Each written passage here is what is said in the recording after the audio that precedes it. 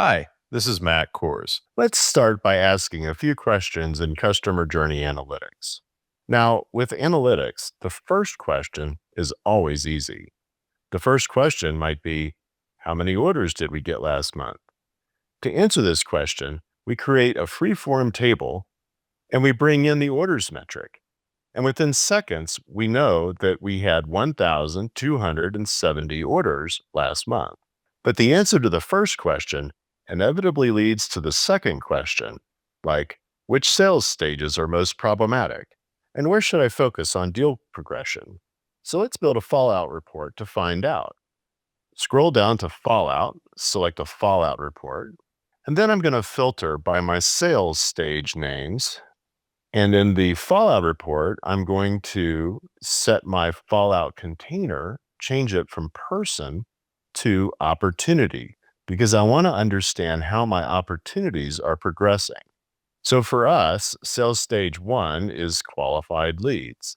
And I'll go ahead and get rid of my all opportunities step there. Next, I will bring in opportunity created. So not all of our qualified leads are going to turn into opportunities, but we can see that about 30% of them have. And that seems like it's pretty normal for our business. Next, I'm going to bring in sales stage three, which is discovery and needs assessment. And we can see that we have a really good rate of opportunities going from stage two to stage three.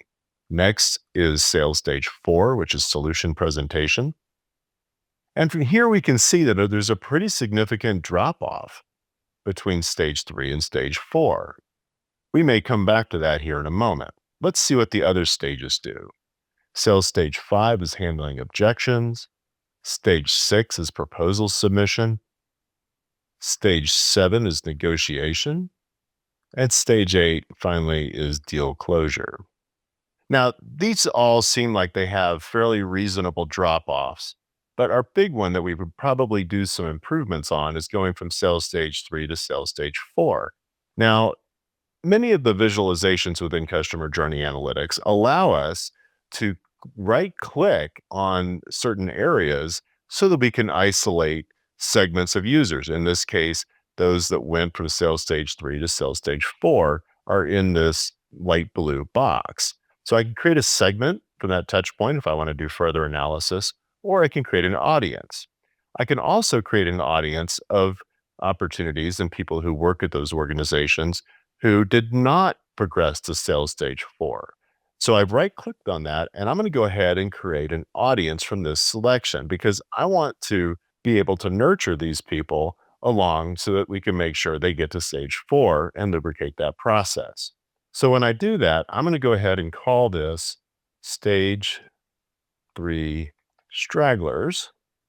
And I have choices. I can either make this have a frequency of one time where we just send this audience once to the CDP, or I can have it refresh this audience up to every 4 hours. Now, once I publish this, it will be available in CDP for activation within Marketo Engage. Now that we've put a program in place to help lubricate the sales funnel, let's take a look at product adoption and how our customers are onboarding with our products. Using a journey canvas, we can see that once we configure the system for our customer, virtually all of our customers go ahead and create their accounts. But relatively few, only 43%, are taking the time to review the documentation. Those that do read the documentation almost always go on to create their initial application. You can see 87% created the application, but less than half the people who don't read the documentation take that critical next step. So the next question is, which documentation is most important for them to read? Now, to answer this question, what I'm going to do is I'm going to select a free-form table from my visualizations panel, and then I'm going to filter down my metrics by created application so that this event, the created application event, is now my metric.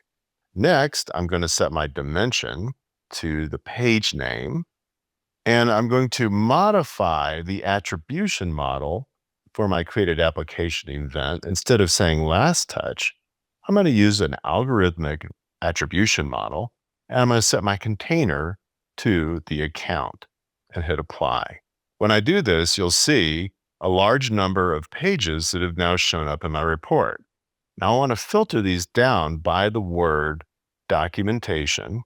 And I don't need to include the no values. Hit apply because all of my PDFs for my business are all labeled with the word documentation. So this is a good way to filter.